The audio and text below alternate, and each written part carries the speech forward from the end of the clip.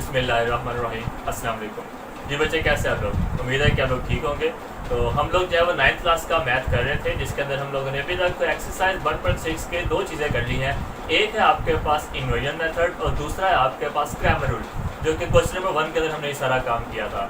मैं आपको फिर बता दूँ, ये दो क्वेश्चन हैं वो आपके पास इन्वर्जन मेथड और Cramer rule board point of view के हवाले से बहुत ज़्यादा इंपॉर्टेंट है। ठीक है, तो इनमें से हर साल तकरीबन एक लॉन्ग क्वेश्चन लाजमी आ रहा है।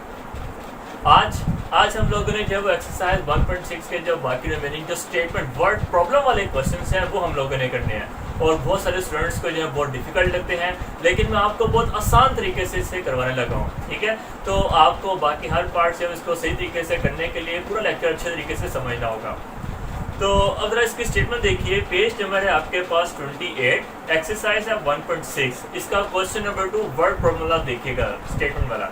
तो वो है आपके पास, वो कहता है the length of the rectangle is 4 times it's width, के जो आपके पास एक रेक्टेंगल है उसकी जो लेंथ है उसकी विड्थ से 4 गुना ज़्यादा है। The perimeter of the rectangle is 150 centimetre, और इसका जो रेक्टेंगल का पेरीमीटर है वो 150 सेंटीमीटर है। Find the dimensions of rectangle, तो आपने रेक्टेंगल की डिमेंशंस फाइंड आउट करनी है। तो हम जरा देखते हैं कि रेक्टेंगल और इसके पैरामीटर ये सब कुछ क्या चीज़ें हैं। ठीक है, रेक्टेंगल के बारे में तो आप सबको पता ही होगा कि जो दो साइड्स आपस में बराबर होती हैं, दो साइड्स आपस में एक दूसरे के आमने सामने बराबर होती हैं, तो इसे हम रेक्टेंगल बोलते हैं। क्लियर? तो इसमें आपके पास ये लेंथ है और इसके ये सामने साइड ये लेंथ होगी। इट मीन्स ये दोनों साइड्स आपस में इक्वल होंगी, और ये विड्थ जिसे हम लंबाई और चौड़ाई भी बोलते हैं। तो ये दोनों आपके पास आमने सामने वाली साइड्स क्या होंगी, बराबर होंगी। ये है आपके पास रेक्टेंगल। लेकिन उसने बात की है कि आपके पास जो एक रेक्टेंगल का जो लेंथ है वो आपकी विड्थ से 4 गुना ज़्यादा है। ठीक है, तो हम ऐसा करते हैं, यहाँ पे लिखते हैं let x be the length of rectangle. कि हम जरा फर्ज कर लेते हैं कि एक रेक्टेंगल की जो लेंथ है वो x है, and y be the width of rectangle, कि y जो है वो आपके पास क्या है, रेक्टेंगल की विड्थ है। ठीक है, x लंबाई होगी और y चौड़ाई होगी। ठीक है, लेकिन उसने पहली लाइन में क्या बोला हुआ है? पहली लाइन में बोला हुआ the length of the rectangle is 4 times it's width, कि उसकी जो रेक्टेंगल की जो लेंथ है उसकी चौड़ाई से 4 गुना ज्यादा है। So according to given condition, या आप ये कह लो according to first given condition. तो यहाँ पे आप एक लाइन लिखेंगे, according to first given condition, कि जो पहली लाइन की कंडीशन के मुताबिक जो आपके पास लेंथ है वो आपके विड्थ के 4 गुना ज़्यादा है। यानी कि उसका कहने का मतलब यह है कि जो आपकी लंबाई है वो आपके 4 गुना चौड़ाई के बराबर होगी। ठीक है, तो उसके मुताबिक हमने यहाँ से इक्वेशन निकाली। आपने क्वेश्चन की स्टेटमेंट पढ़नी है, उसको अच्छे तरीके से समझना, इक्वेशंस ऑटोमेटिकली निकलेंगी। ये इसका पहला पॉइंट है, पहली टिप है जो आपको बता रहा हूँ कि स्टेटमेंट को गौर से पढ़ना है। ठीक है, तो ऑटोमेटिकली आपको समझ आ जाएगा कि जिसकी जो लेंथ है जो हमने लेट की थी वो उसके विड्थ के 4 टाइम्स बराबर है। अब ऐसा करते हैं कि x यहीं पे रहता है, ये 4y यहाँ पे प्लस है, वहाँ पे जाके क्या हो जाएगा -4y इज इक्वल टू 0। तो यहाँ पे हमारे पास एक इक्वेशन बन गई, इसे मैं कह देता हूँ equation number 1, x - 4y is equal to 0। अब उसकी सेकंड लाइन में उसने क्या लिखा हुआ है? उसने बोला हुआ the perimeter of rectangle is 150 centimetre. अब पेरीमीटर क्या चीज़ है, आइए जरा देखते हैं। देखिए, हमने एक रेक्टेंगल का एरिया सुना होगा, पेरीमीटर भी छोटी क्लासेस में पढ़ा हुआ, लेकिन बहुत सारे बच्चे इस वर्ड को भूल चुके हैं कि पेरीमीटर क्या होता है। देखिए बच्चे, ये जो आपके पास इसकी बाउंड्री है, ये सारी बाउंड्री, इसके अंदर वाला हिस्सा यानी कि ये जो रीजन है, ये इलाका, इसको हम क्या बोलते हैं? पेरीमीटर नहीं बच्चे, एक्चुअली इसे हम बोलते हैं एरिया। ये एरिया कहलाता है। ठीक है, ये एरिया। अब ये जो बाउंड्री है, जो मैं पहले भी बोल रहा था, यहाँ से ये लेंथ, ये विड्थ, ये लेंथ, ये विड्थ, इस पूरी बाउंड्री को हम क्या बोलते हैं? पैरामीटर। ठीक है, तो हम इसकी बाउंड्री को किसी भी रेक्टेंगल की जो बाउंड्री होगी, चाहे आपके पास स्क्वायर है, रेक्टेंगल है, तो अगर हम सर्कल की बात करते हैं तो सर्कल की जो बाउंड्री होती है, यानी कि अगर आपके पास ये एक सर्कल है तो ये हो गया अंदर वाला एरिया, और सर्कल की बाउंड्री को हमने नाम दिया हुआ है सरकमफ्रेंस। ठीक है, अब थोड़ा सा याद आया, ये चीजें आपने छोटी क्लास में पढ़ी हुई है, लेकिन अब थोड़ा सा रिव्यू हो गया कि भाई एक रेक्टेंगल की बाउंड्री को हम क्या बोलेंगे, पेरीमीटर, और एक सर्कल की बाउंड्री को हम क्या बोलेंगे, सर्कमफ्रेंस। अब एक्चुअली इस रेक्टेंगल के जो पेरीमीटर है उसका फॉर्मूला क्या होता है। पेरीमीटर का मतलब यहाँ पे ये होता है, जैसे कि मैंने आपको बोला था कि ये चारों तरफ बाउंड्रीज की, तो अगर मैं इसकी चारों साइड्स को ऐड कर दूं, इस चारों साइड्स को सम कर दूं, मेरे पास पेरीमीटर आ जाएगा।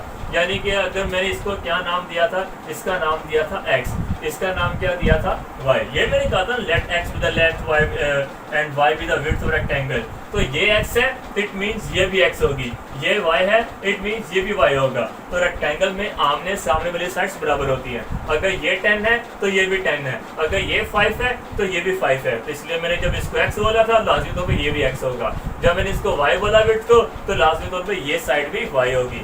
अब पेरीमीटर क्या कहता है, पेरीमीटर ये कहता है कि इसकी चारों साइड्स को ऐड कर लो। ठीक है, तो x, यहाँ से हम चलते हैं, x plus y plus x plus y।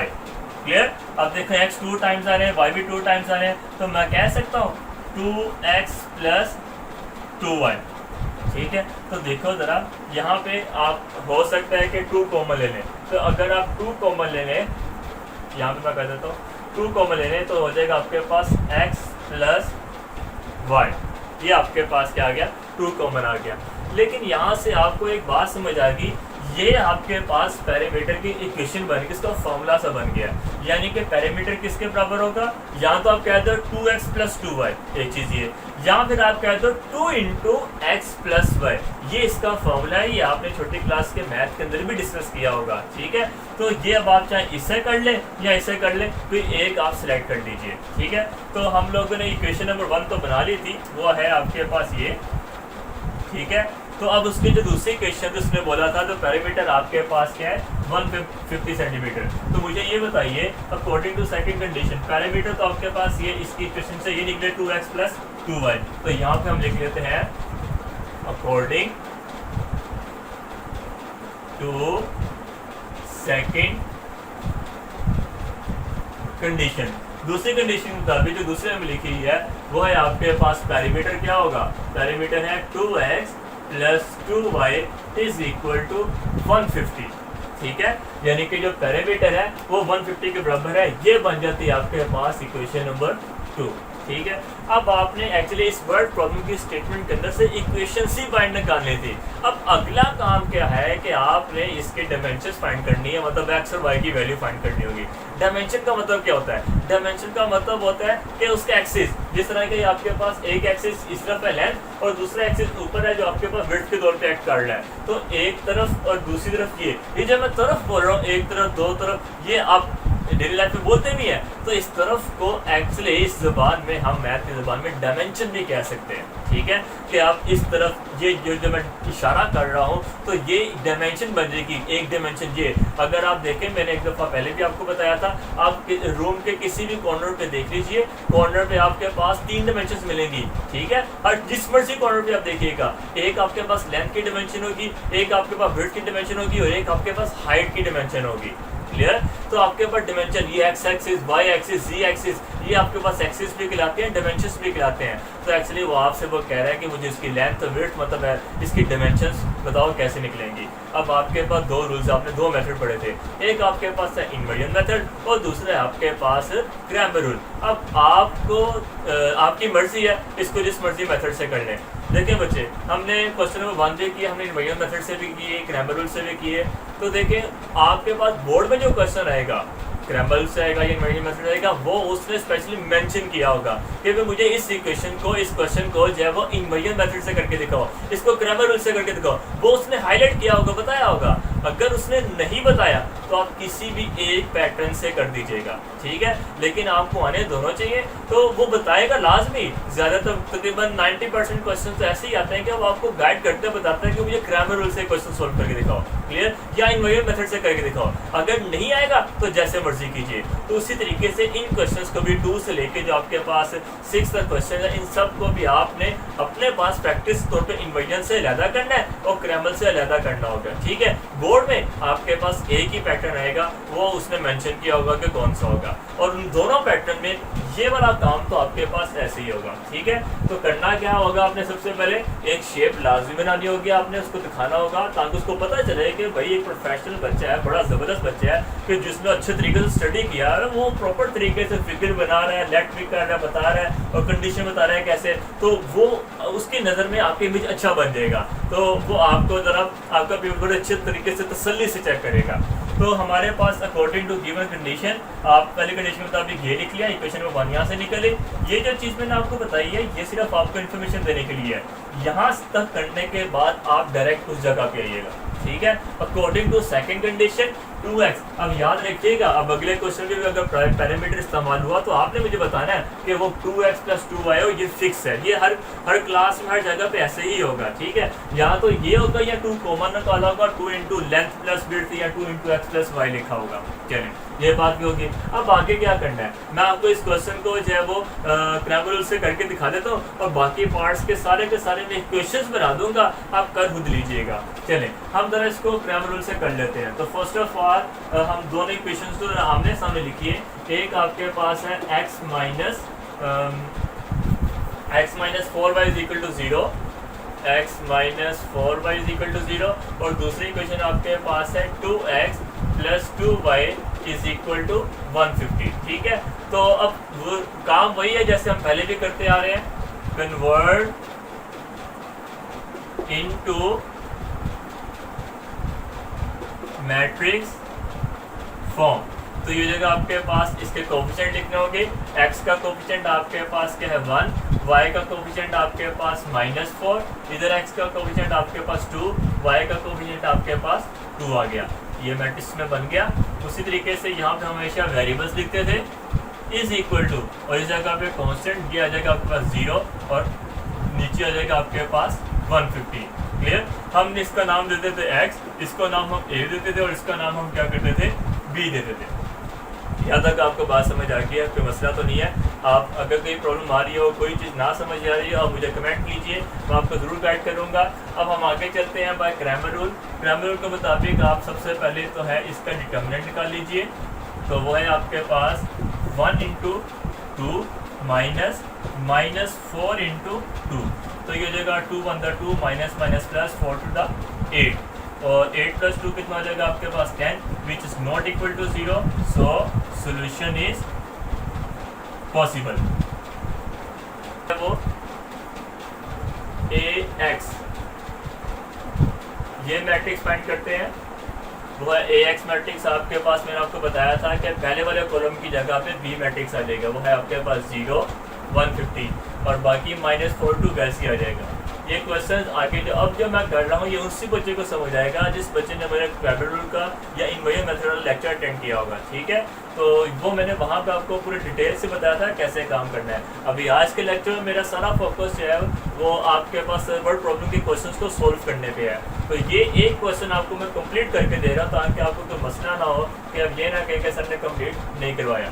खैर ax मैट्रिक्स मेरे पास आ चुका है, मैं इसका डिटर्मिनेंट फाइंड आउट करता हूँ।